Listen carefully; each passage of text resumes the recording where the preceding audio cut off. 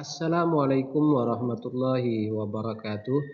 Perkenalkan, nama saya Ahmad Hudari, salah satu guru pendidikan agama Islam di tingkat SMA. Dalam kesempatan hari ini saya akan berbagi sedikit materi pembelajaran yang ada di kelas 11 tingkat SMA atau SMK, mata pelajaran pendidikan agama Islam.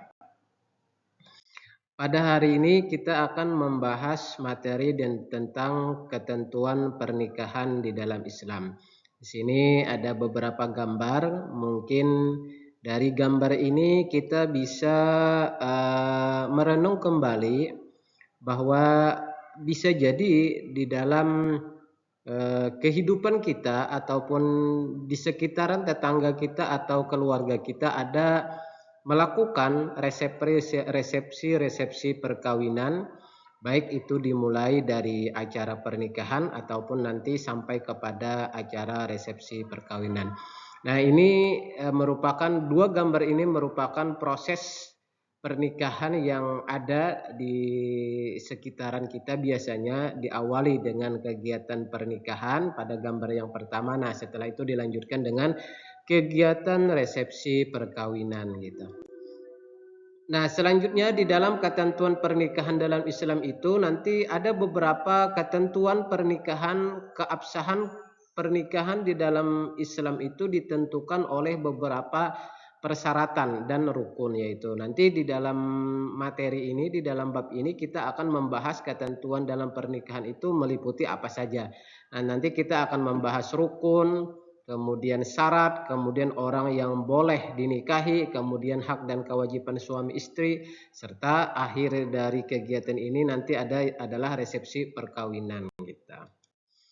Oke, kita mulai dengan pengertian pernikahan. Nah, di sini dijelaskan bahwasanya pernikahan itu adalah suatu akad yang menjadikan hubungan antara seorang laki-laki dan seorang perempuan yang bukan mahramnya halal dengan diiringi kewajiban dan hak bagi keduanya gitu. Jadi pengertian dari pernikahan itu sendiri adalah bagian daripada akad. Nanti dari disinilah adanya kegiatan inti dari pernikahan itu adalah kegiatan ijab kabul yang secara tidak langsung sebagai bahan dasar untuk menentukan apakah pernikahan itu sah atau tidaknya gitu.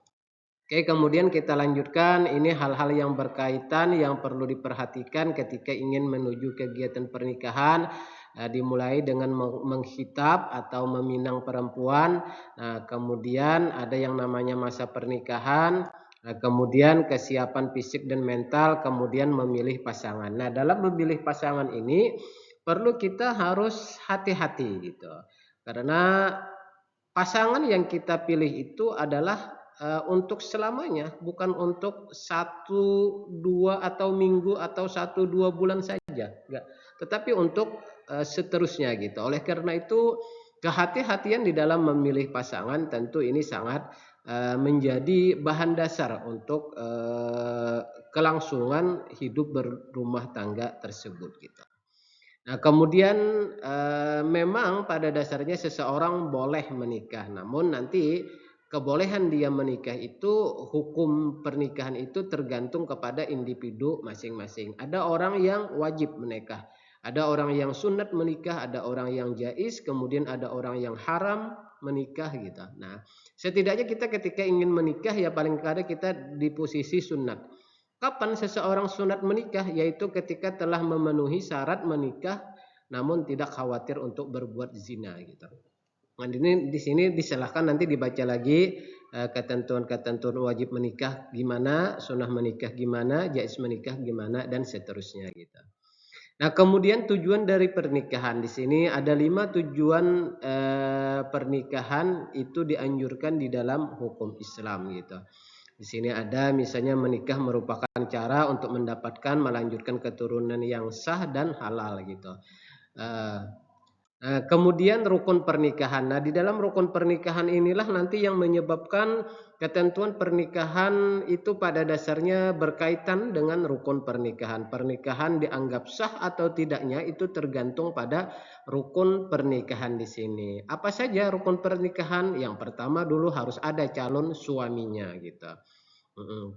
Ada laki-laki yang mau menikah gitu, kemudian ada calon istrinya, ada calon perempuan yang ingin kita nikahi. Nah, kemudian ada wali, ya wali mempelai perempuan. Nah, nanti ketentuan wali ini ada di belakang, nanti akan dijelaskan. Tidak semua orang boleh menjadi wali di dalam pernikahan tersebut. Perempuan yang boleh walinya itu adalah nanti dari pihak ayah, kakek, dan seterusnya gitu. Kemudian ada dua orang saksi. Nah, saksi ini juga nanti berkaitan erat dengan keabsahan pernikahan. Ketentuan seorang saksi itu ada ketentuan-ketentuannya. Kemudian ada ijab kabul gitu, akad gitu. Nah, makanya tadi pernikahan disebutkan dikatakan dengan akad gitu. Nah, setelah terjadinya pernikahan, kalau semisalkan seseorang suami ingin mengakhiri pernikahan, maka bisa dilakukan dengan talak. Nah, di sini ada pengertian talak gitu. Talak merupakan istilah untuk menyebut perceraian dalam Islam. Talak artinya memutuskan hubungan pernikahan gitu.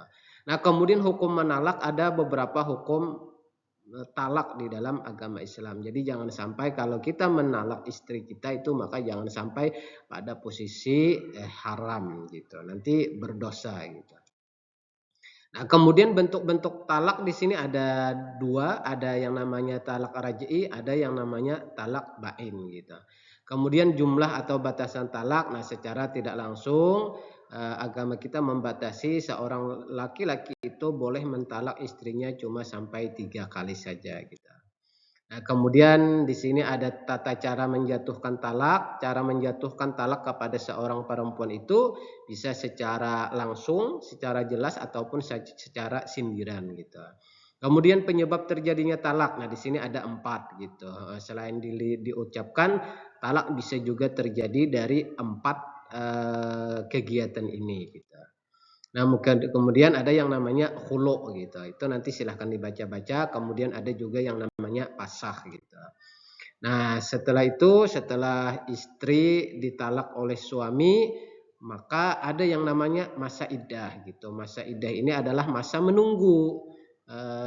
Selama masa iddah tersebut, si suami boleh mengembali istrinya lagi kalau ingin melanjutkan pernikahan gitu, tanpa harus mengadakan ijab kabul lagi gitu. Tapi kalau sudah selesai masa iddahnya, nah ini yang bahaya gitu. Nah, ini rujuk itu nanti ya tadi suami menyesal karena sudah mentalak istrinya, maka dia boleh rujuk dengan ketentuan masih dalam masa iddah. Nah, di sini ada pengertian rujuk, kemudian ada hukum rujuk, kemudian ada hukum rujuk gitu. Nah, kemudian hadanah. Nah, hadanah ini adalah istilahnya di dalam agama Islam, yaitu bentuk pemberian kasih sayang suami kepada istrinya, tapi yang masih dalam masa talak gitu.